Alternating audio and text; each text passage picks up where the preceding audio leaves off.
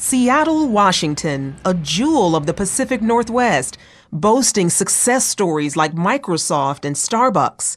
But a closer look paints a different picture. Tent cities reminiscent of the Great Depression, filled with homeless people of all ages and races. How comfortable or uncomfortable is it? Uncomfortable. What do you have underneath here? Just blankets? I have padding and they have a blow mattress. Nearly 200 people call this home, in tents provided by charitable organizations. Another 100 live in this encampment near a prosperous suburban neighborhood. Unfortunately, record foreclosures are responsible for populating tent cities, and it's not limited to Seattle. 61% of the country's local and state homeless coalitions report a spike in homelessness. Total numbers aren't known because some live with family, friends in hotels or shelters.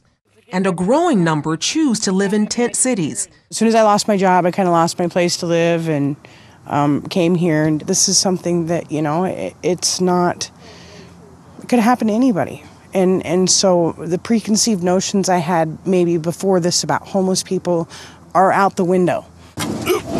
These are all my worldly possessions. Aaron once lived in a $1,200 a month apartment, but now lives out of his van parked at this tent city. I've been homeless about 3 months. I found myself in this predicament through my job as a truck driver, losing my job. Several local churches are answering the call to help, allowing tents on their property. Leslie Ann Knight pastors United Methodist Church on Mercer Island. The letter of James says that God has chosen the poor for special honor in the kingdom.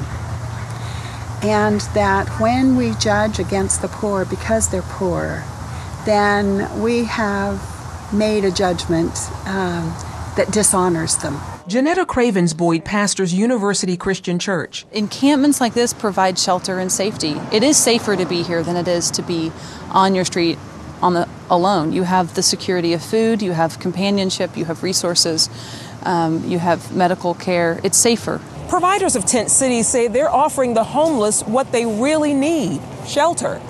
But some are offering a much different perspective on tent cities.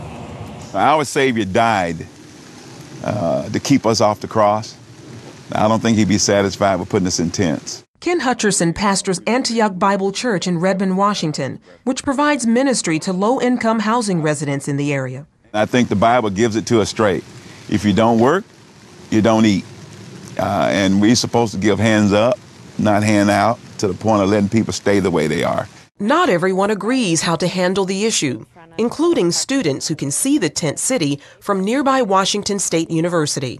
It just feels kind of uncomfortable. We don't feel very safe with them there. We're just afraid that, they might sneak into the building, and it just doesn't seem like a very good situation. As long as they have a plan and they're trying to find jobs and stuff, then I don't see anything wrong with it. It's everyone kind of helping them. But if they have no path and are kind of just getting by, then it's a little iffy. What is certain, however, is that this problem will expand as the country's economy continues to tighten. Family homelessness is on the rise, and we would think those are the most affected by mortgage defaults. So we think it's going to get a little worse before it gets better. Charlene Israel, CBN News, Seattle, Washington.